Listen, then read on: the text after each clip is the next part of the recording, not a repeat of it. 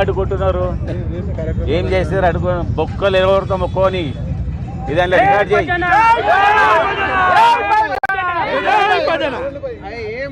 ఇదాంట్లో record చేయి టీవీలో play చేయి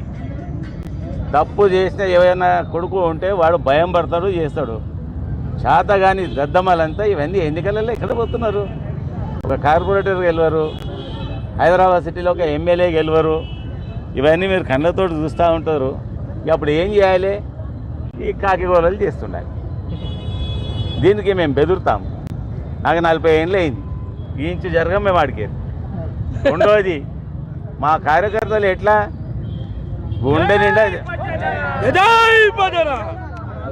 గుండె నిండా ధైర్యంతో ఉంటారు 20 ఏళ్ళు ఉద్యమాలే చేసిన వాళ్ళు ఇవేంటి 5 ఏళ్ళు 4 ఏళ్ళు 3 ఏళ్ళకు ఖచ్చితంగా రోడ్ల మీద పడతారు సికింద్రాబాద్ ఎమ్మెల్యే మల్లారాజశేఖర్ రెడ్డి అని చెప్పి అసెంబ్లీలో ఇక నేను ఎట్లా చెప్పాలి అది మీడియా పరంగా మీరు చూడాలి అది నేను చెప్తే బాగుంటుందా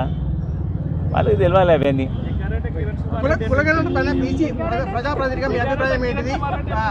ఇవన్నీ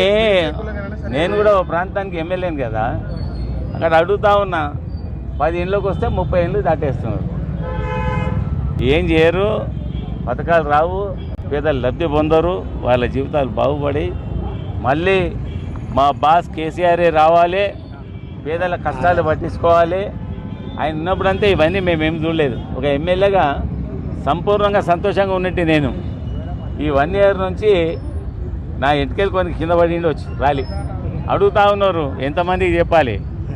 బంగారం అడుగుతూ ఉన్నారు అది అడుగుతున్నారు ఇది అడుగుతున్నారు రమ్మ చెప్పిన వాళ్ళం మేము కాము